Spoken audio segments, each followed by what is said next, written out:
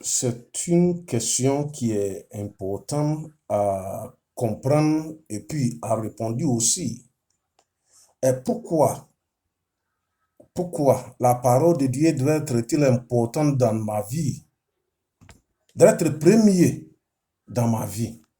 C'est la question qui est importante pour notre humain.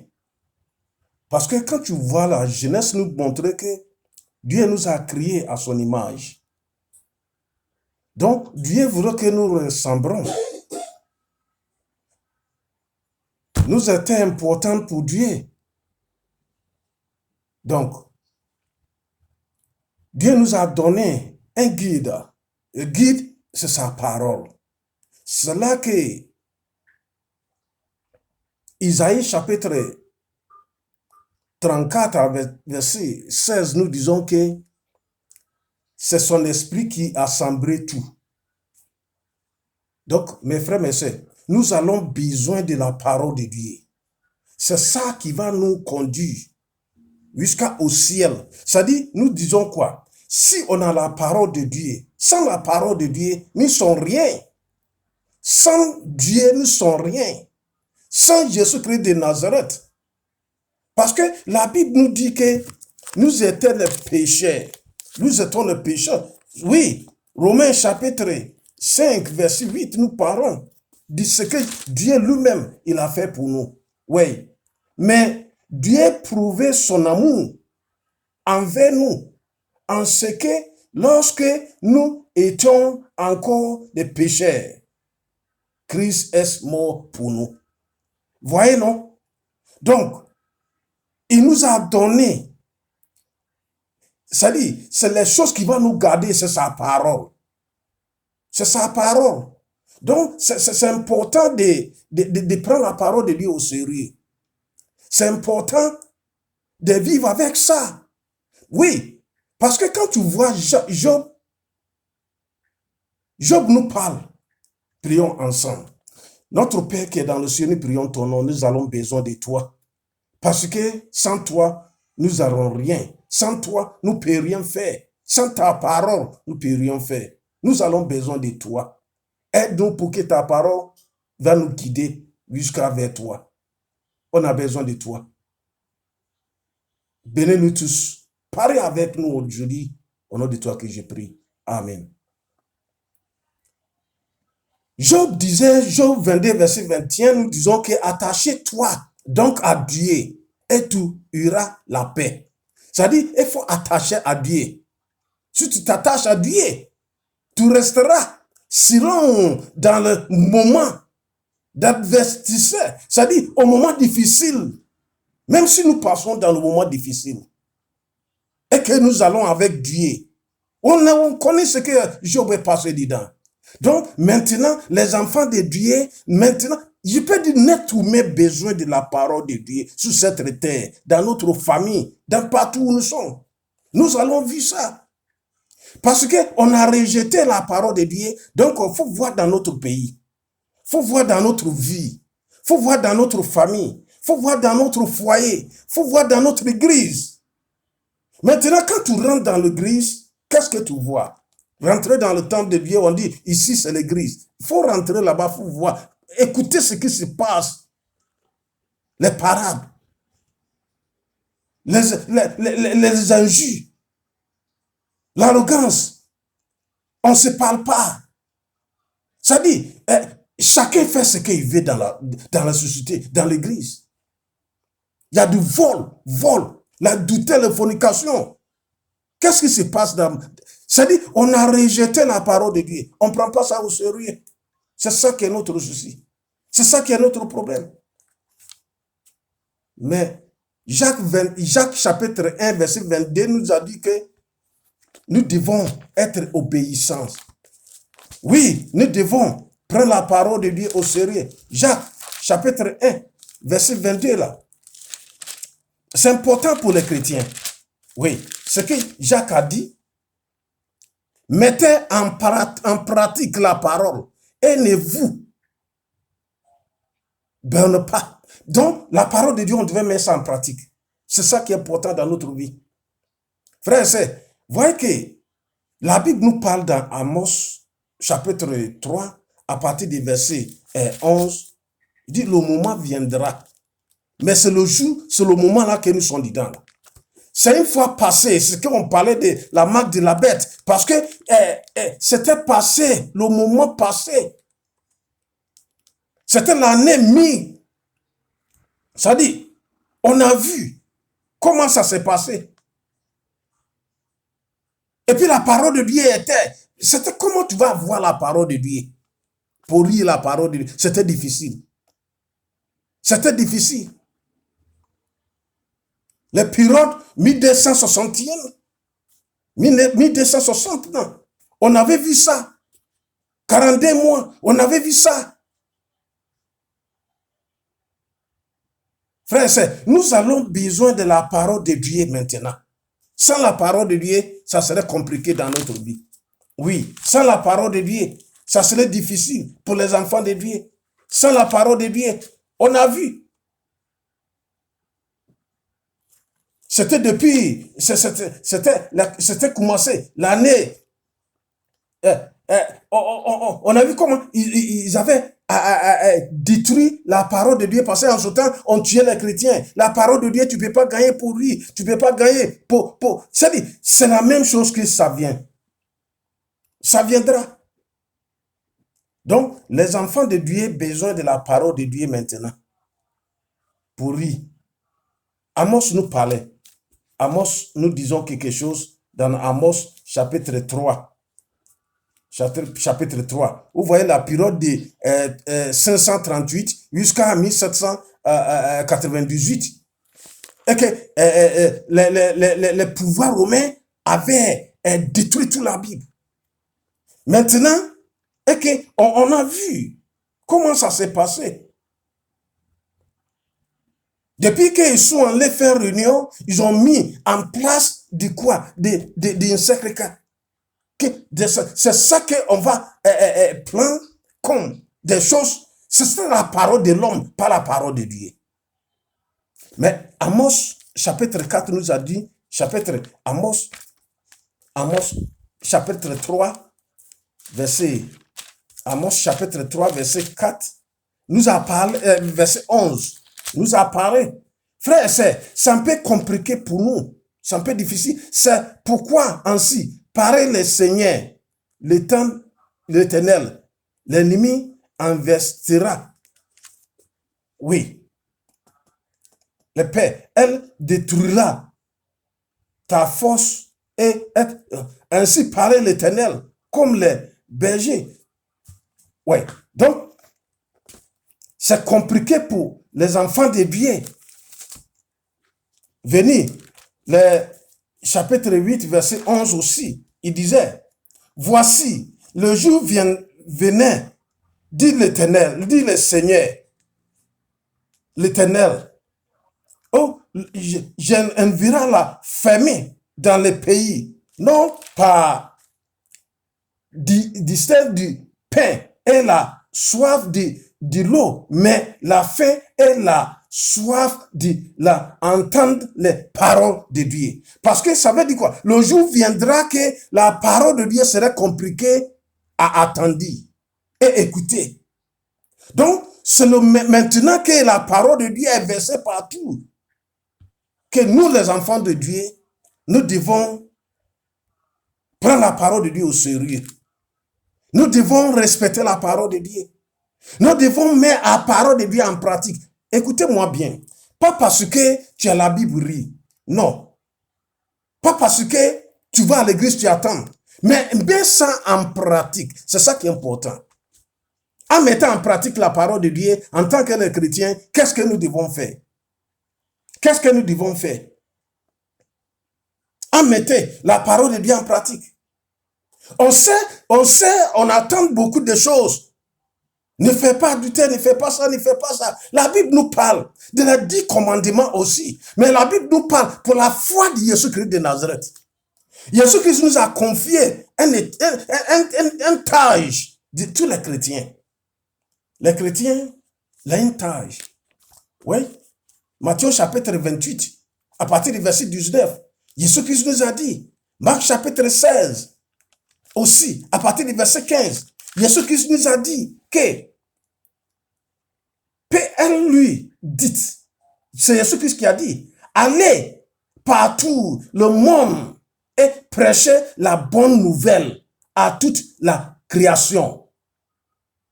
Celui qui croit, baptisé est. Ça dit, Jésus-Christ nous a donné un tâche en tant que des chrétiens. Allez-y le monde entier. Quand tu es un chrétien, pour mettre la parole de Dieu en pratique, ça dit, tu veux dire que non, moi je ne suis pas évangéliste, moi je ne suis pas pasteur, moi je ne suis pas mais quand tu vois 1 Pierre chapitre 2 à partir du verset 9 à 10, il dit que nous sommes des sacerdotes royaux. Jésus-Christ nous a appris comme sacrificateurs que nous devons montrer le monde entier, lui qui a appelé nous dans le ténèbre. Nous devons présenter Jésus-Christ de Nazareth pour que des gens voient que tout le monde entier sont des sacerdotes royaux. Tout le monde entier seront les sacrificateurs. Donc, Jésus-Christ est venu mourir pour nous tous parce que nous étions dans le péché. On sait que ça va du péché, c'est la mort. Donc, nous avons besoin de Jésus-Christ de Nazareth.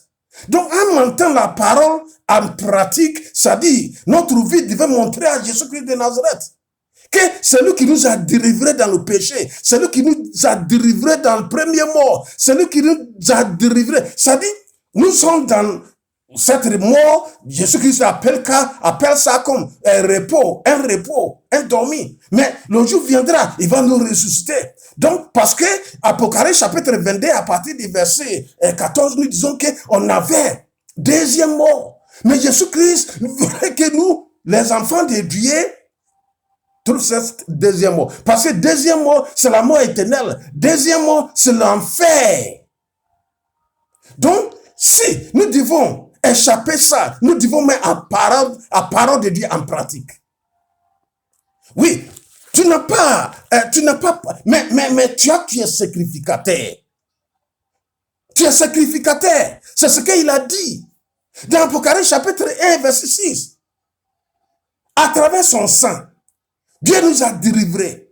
Frères et sœurs, donc, aie confiance en toi-même. Aie confiance en toi-même. Aie confiance en ton Dieu. Aie confiance en toi qu'à travers Dieu, Jésus-Christ de Nazareth, toi, tu aurais fait quelque chose pour lui. Toi, tu aurais fait quelque chose pour ton salut. Frères et sœurs, nous avons besoin de se lever maintenant. Oui, parce qu'il nous a dit dans Actes des Apôtres, chapitre 1, verset 8, c'est ça que les chrétiens devaient comprendre. C'est ça que l'être humain devait comprendre. Une fois que tu es devenu un enfant de Dieu, une fois que tu souffres Dieu, parce qu'avant que Dieu envoie cette disciple, elle les a dit que, oui, je demande le Père pour vous envoyer Saint-Esprit. Mais une fois que Saint-Esprit venait sur vous, vous serez mes témoignages. Oui, chapitre 1, verset 11. Mais vous recevrez une puissance de Saint-Esprit. Souvenez sur vous et vous serez mes témoignages. À Jérusalem, dans toute Judée, en toute la terre. Donc, quand tu as Saint-Esprit, tu es devenu témoin de Jésus-Christ de Nazareth. Pas forcément d'être prêcheur, mais tu es témoin. Ta vie témoigne Jésus-Christ de Nazareth. C'est pour ça que Jésus-Christ nous a dit dans Matthieu chapitre 5 à partir du verset 13 que nous sommes celles du monde, nous sommes la lumière du monde. Des gens veulent nous voir pour venir auprès de Jésus-Christ de Nazareth. C'est pour ça que 2 Corinthiens chapitre 3, nous disons que nous sommes des reîtres de Dieu, de Jésus-Christ de Nazareth. Donc, tous ceux qui ont baptisé au nom puissant de Jésus-Christ de Nazareth, ils ont vêtu Jésus-Christ de Nazareth. Galaties chapitre 3, verset 27. Donc, nous allons mettre la parole de Dieu en pratique. Tu mets en pratique quelle parole? Ce que Jésus-Christ t'a dit. Il t'a dit. Ne fais pas palabre n'est pas bon. Il t'a dit. Et le temps pour Éphésiens chapitre 4 à partir du verset 25 jusqu'à 32. Il nous a parlé. Ce qu'il n'aime pas. Ce que les chrétiens ne font pas. Oui. Donc, parce qu'il dit si on fait c'est-à-dire les palabres, si on se fâche jusqu'à coucher du soleil, il nous a dit tout ce qu'on ne devait pas faire. Parce qu'il dit, si on fait ce qu'il lui, il a dit que ce n'était pas bon, on triste le Saint-Esprit. Verset 30. Frères et sœurs, nous avons besoin de mettre la parole de Dieu en pratique. Oui.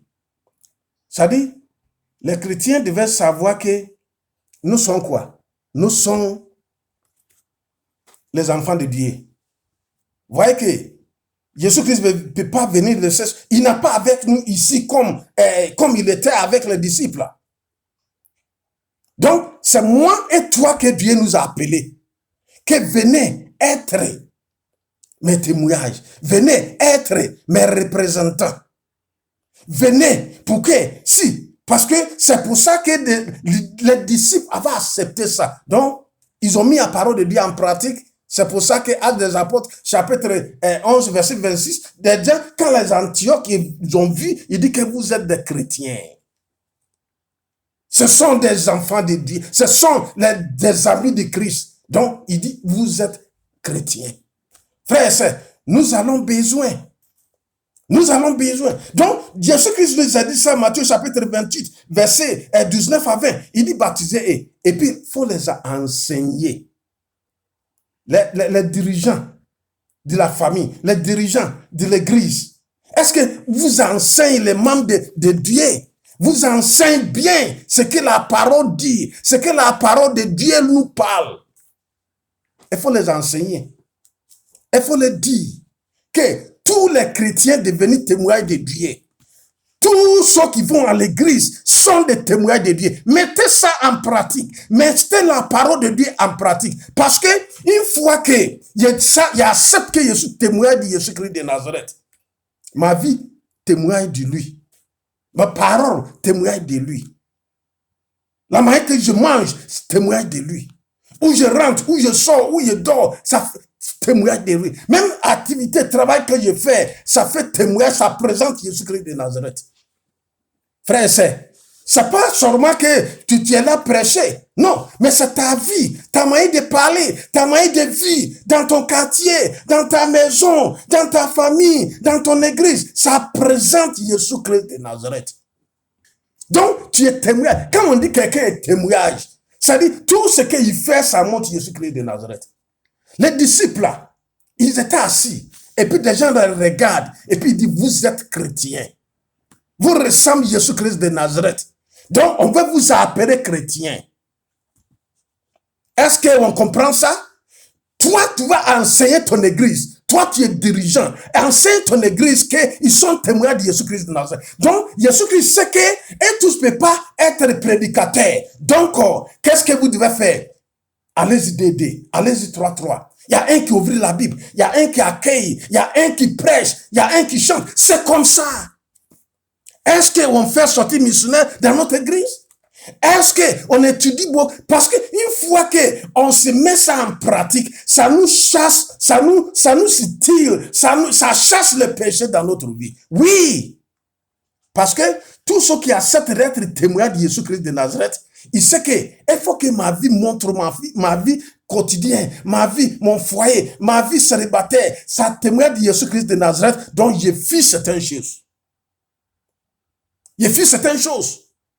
Parce que quand des gens voient ça, ils voient que je fais palabre. Donc, je suis en train de faire palabre. Donc, je suis en train de faire témoignage de qui? Satan. Donc, si quelqu'un m'insulte, je ne peux pas répondre. Je vais pardonner mon frère, mes soeurs. Donc, j'ai fait témoignage de Jésus-Christ de Nazareth comme ça. Mets la parole de Dieu en pratique.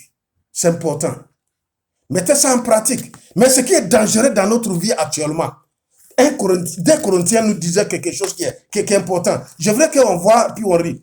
Prenez ton stylo et puis tu notes tout les versets bibliques. Ça va t'aider beaucoup. Frère et sœur, c'est le moment que toi, tu te lèves et puis tu fais, ça dit, pas, mais je dis toujours, tu as l'argent. Oui, tu es dans une communauté. Oui, tu es dans une église. Oui, tu es dans une famille. Mais il y a des gens, vous pouvez grouper ensemble. Il y a un qui peut prêcher, il y a un qui peut faire des dons, des choses. Il y a un qui peut donner conseil. Tu vois, non? Donc, tout ça là, ça fait témoin de Jésus-Christ de Nazareth. Ne dors pas, chrétien. Rêve-toi, fais quelque chose. Fais quelque chose. Jésus-Christ t'a donné don. Et a eu le temps pour lire 1 Corinthiens chapitre 12. Il nous a donné Saint-Esprit. Dans Saint-Esprit qu'il nous a donné, il va nous donner la force, une puissance du ciel. C'est ça que Timothée nous a dit, que l'esprit qu'il nous a donné, ça peut être un esprit timide. Mais c'est un esprit de force. Pour aller de l'avant. Pour faire abandonner le péché. Donc, on met en parole de bien en pratique. Donc, ça là, Saint-Esprit que tu as vu, il te donne un don. Ça dit, tu as vu Saint-Esprit. Donc, dans Saint-Esprit, tu as un don dedans. C'est Saint-Esprit là qui te donne.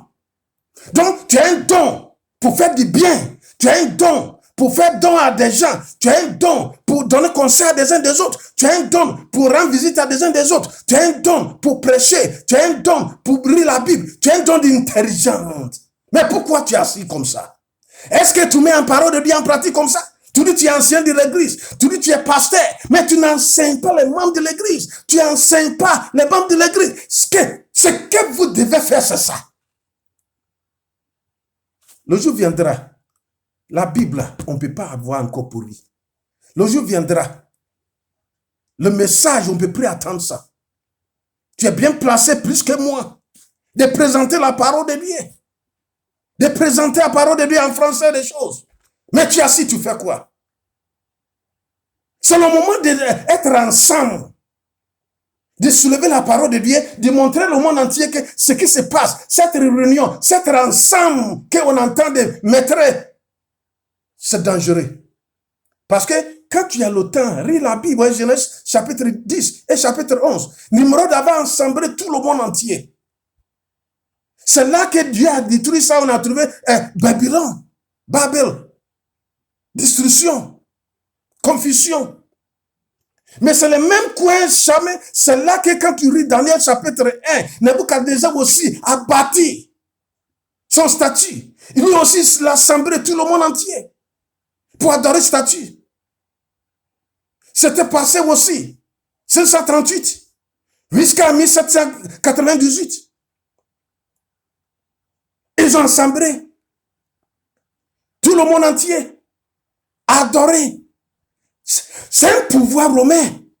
Ils ont assemblé, ils ont tué les chrétiens. Ils ont tué les chrétiens. Il n'y a plus la Bible à lire.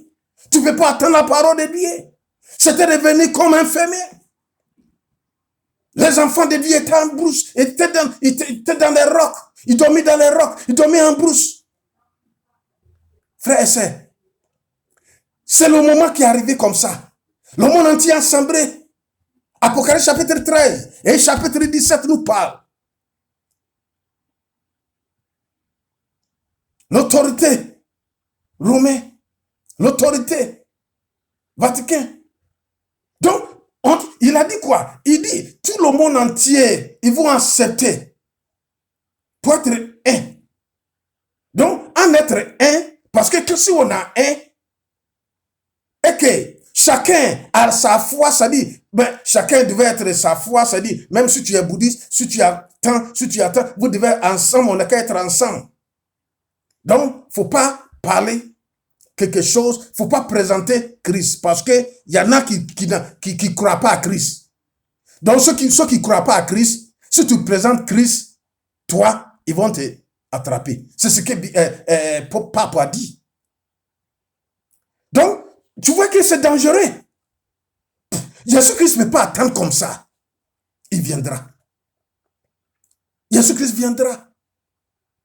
Frères et sœurs. Donc, c'est le moment de chercher le sol de Dieu. C'est le moment de chercher la marque de Dieu. C'est le moment de mettre la parole de Dieu en pratique. Ne tombe pas comme ça dans ton église. Ne tombe pas comme ça, pasteur. Ne tombe pas comme ça, dirigeant. Parce que tu dors trop. Tu ne fais pas. C'est l'argent seulement qui t'intéresse. 1 Corinthiens chapitre 2, verset 17 nous parle. Mais ça me fait mal quand je regarde ça. Les enfants de Dieu, on se dit que non, on fait la parole de Dieu, on fait. Mais écoutez ici, verset 17, il disait quoi? Car nous ne faiserons point la parole de Dieu comme font plusieurs. Mais c'est avec sincérité. Mais c'est de la part de Dieu qui nous parlons en Christ devant Dieu. Il y en a qui font la parole de Dieu à cause de l'argent, à cause de quelque chose qui, ça dit, l'intérêt. Frère et sœurs, mettez la parole de Dieu en pratique. Tu as créé l'église, pourquoi? Tu es pasteur, pourquoi? Tu es ancien, pourquoi? Est-ce que tu mets en parole? Ça dit, il t'a dit qu'il faut enseigner. En tant que dirigeant, il faut enseigner. Parce qu'il a dit, tout ce qui est à cause de l'argent là, à cause de l'argent, à cause des choses là. Romains, nous disons que, Romains chapitre 16, verset 18, nous disons, Romains chapitre 16, verset 18, il dit, car de tels hommes ne servent point Christ, notre Seigneur, mais leur propre ventre, et par des paroles du cerf et fructus. C'est dit ça. Ça dit, et là, et il séduit des gens. Oh, viens, tu veux gagner. Oh, mets l'argent dans l'enveloppe. Ça dit, il séduit.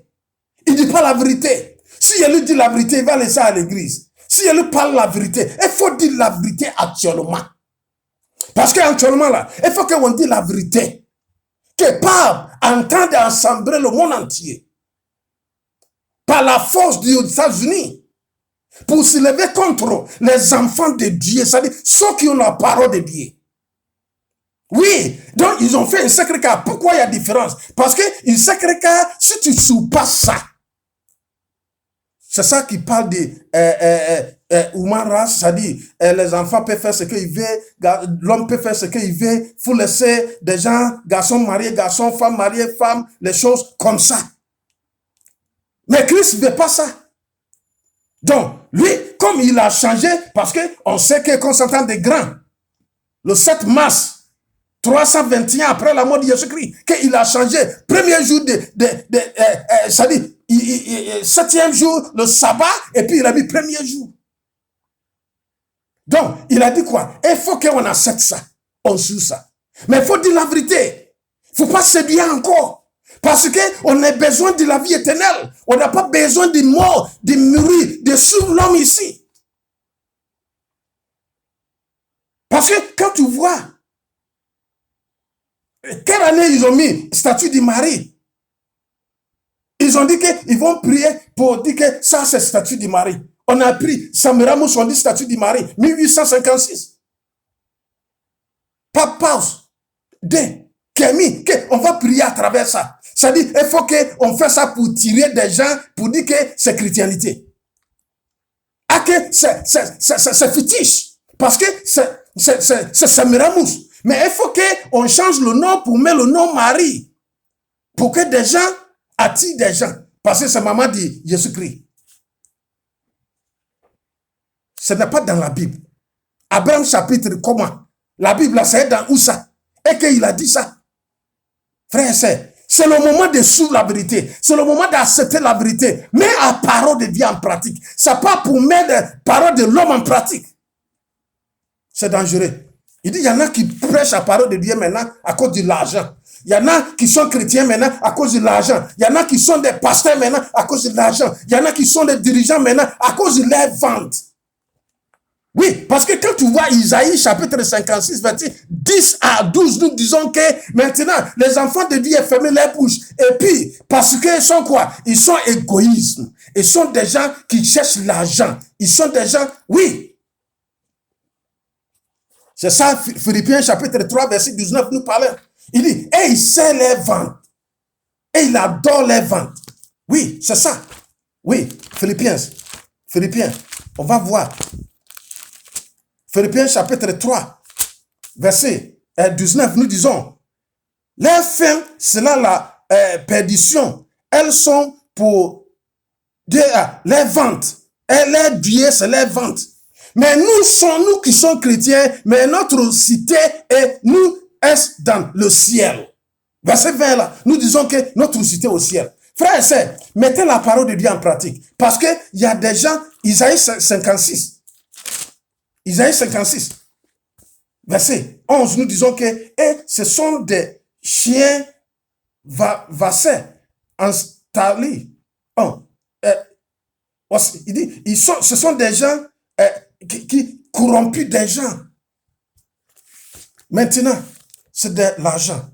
Frères et sœurs, les dirigeants qui sont devenus dirigeants, ils cherchaient des richesses et ils cherchaient le royaume de cieux et ils ne montrent pas, enseignent pas les populations de Dieu là, les églises là, pour qu'ils puissent savoir que moi, je suis devenu chrétien, je suis devenu témoin de Jésus-Christ de Nazareth. Ma vie, il faut que ça témoigne de Jésus-Christ de Nazareth là. Ils sont des gens qui savent les ventes. Ils sont des gens qui ont l'argent seulement et ils cherchent. Ils sont des gens qui vont enrichir seulement. C'est pour ça qu'il te dit, il y a des huiles ici. Oh, viens payer d'huile. Viens envoyer l'eau, je vais bénir ça pour toi. C'est pas la parole de Dieu. Frère, c'est dangereux. C'est plus que dangereux même. On suit qui? On suit Jésus-Christ de Nazareth? Ou bien on suit qui? Maintenant, il y a beaucoup de dirigeants là, c'est comme ça ils sont. Parce que les vrais chrétiens là, quand tu vois Ézéchiel chapitre 33, verset 17, verset 7 là, Dieu dit que je t'ai appelé comme un berger. Mais toi, écoute ma parole et puis dis à mes populations. C'est ce que Dieu nous a dit. Donc, on devait mettre la parole de Dieu en pratique. Ce que Dieu dit qu'on n'a qu'à dire, c'est ce qu'on devait dire. Il dit quoi? Et toi, fils de l'homme, je t'ai établi comme sentinelle sous la maison d'Israël. Tu dois écouter la parole qui sort de ma bouche et les avertir de ma part. Donc, prends la parole, ce que Jésus-Christ, Dieu te dit. C'est pas ce que l'homme te dit. C'est pas ce que tu penses. C'est pas ce que je pense. Je crois que si je fais ça, ça peut aller. Non. Il dit, écoute ce que je te dis. Et puis, avertis mon population. Avertis mon église. Avertis ma famille. Ta famille. Ce que Dieu te dit de refaire. Parce que Jésus-Christ a dit dans Jean chapitre 3, verset 34, que tout ce que Jésus-Christ les a envoyés, et il parle la parole de Dieu. Et il dit ce que Dieu dit, n'a qu'à dire. Ce qui est dans la Bible, c'est pas ce que l'homme a arrangé, ce que l'homme a fait. Ce que l'homme dit. Frère et sœur, souffle la parole. Mettez la parole de Dieu en pratique, parce que c'est ça qui va nous juger. C'est la parole de Dieu qu'on entend chaque fois là. C'est ça qui va nous juger. On cherche à aller au ciel. Pas être heureux dans une église. Pas être heureux dans une communauté. Non. C'est pour aller au ciel. C'est ça qui est important. Donc c'est pour suivre la vérité. C'est pour accepter la vérité. Pour aller au ciel. C'est ça qui est important pour nous. Mettez la parole de Dieu en pratique. Frère et sœur. Si ton dirigeant ne peut pas, c'est-à-dire te changer, t'enseigner. Si ton dirigeant, ton église, ne peut pas t'enseigner, ne peut pas te changer, il faut changer ton église. Il faut changer ton dirigeant. Mais c'est comme ça. Il ne peut pas te changer pour devenir chrétien, pour devenir témoin de Christ, pour devenir un enfant de Dieu. Mais tu dois le changer. Hein? Mais c'est important. C'est important. Il faut rentrer dans la Bible, chercher la vérité. Et puis tu suis ça. Parce que si on n'a pas mis la parole de Dieu en pratique, ça serait compliqué pour nous. C'est pour ça que Paul nous disons, Galaties chapitre 1, verset 6 là. Comment nous avons trouvé ça? Tout ce qu'on est dedans actuellement, tout ce qu'on fait. Jésus-Christ a besoin de nous. Oh frère et sœurs. Nous devons mettre la parole de Dieu en pratique. Nous devons enseigner les enfants de Dieu. Moi, souvent, les dirigeants, vous entendez paître des enfants de Dieu, les dirigeants. Vous entendez paître les enfants de Dieu à cause de votre poche. Vous prenez l'argent pour se couper de votre famille. Et puis, dans l'église, des gens souffrent, des gens ont problème. Voyez tes véhicules, tu as au moins 10 véhicules. Il y en a même qui ont des avions, des choses. Et puis, les églises, il faut voir la manière que des gens, les malheureux qui sont dans l'église, ils souffrent seulement. Il dit qu'il met la parole de Dieu en pratique. Mais toi, tu le sous. La Bible dit, Jésus-Christ a dit dans Matthieu chapitre 15, et puis chapitre 23 aussi. Si tu sous à vèvre, hein, si à vèvre montre chemin la vèvre, et tu tombes dans le trou. Donc lui, que tu le sous comme ça, là, il t'envoie dans l'enfer. Dans l'enfer, frère et sœur. Et que tu fais les fausses prophéties. Oh, fausse prophétie pour braguer des enfants de Dieu. Mettez les enfants de Dieu en enfer. Toi, tu as un souci, tu as un problème. Changez ta vie. Changez ta vie. Envoyez l'eau, je vais bénir pour toi. Envoyez ça. Venez payer d'huile. Venez payer ça. Venez payer porte-clés. Venez payer ça. Qu'est-ce que c'est la parole de Dieu? Montrez la parole de Dieu à des enfants de Dieu. Montrez le bon chemin de salut de les enfants de Dieu. Il faut changer ton comportement. Il faut changer ce que tu fais là. Il faut changer ça. C'est ton médicament là. Dieu n'aime pas ça. Il faut changer. Il faut convertir. Il faut devenir chrétien. Et puis enseigner les enfants. Parce que tu as des membres beaucoup dans ton église. Il faut les enseigner la parole de Dieu. Mettez la parole de Dieu en pratique. Et puis arrêtez que tu entends de montrer les enfants de Dieu, ceux qui sont en veuve, qui ne connaissent rien là. Souvent ce que je vois, ce que je dis. Parce qu'il y a beaucoup qui sont comme chats. Parce que quand tu vois, tu mets l'eau dans une couverte gros, faut mettre l'eau, un baril dedans. C'est-à-dire, mettez les sardines dedans.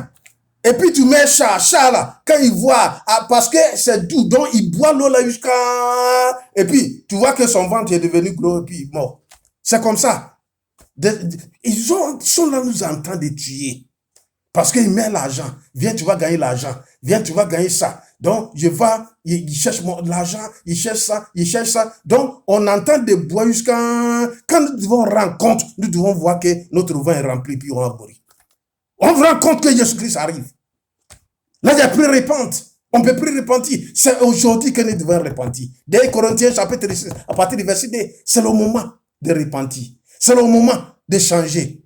Pasteur, il faut changer. Prophète, il faut changer. Ta manière de vivre avec les enfants de Dieu. Tu sors avec eux. Tu fais les conneries avec eux. Tu les enseignes pas parole de Dieu. Il faut changer. Frère et sœur, toi-même, ouvre tes yeux. Rentrez dans ta Bible. Prenez la parole de Dieu au sérieux.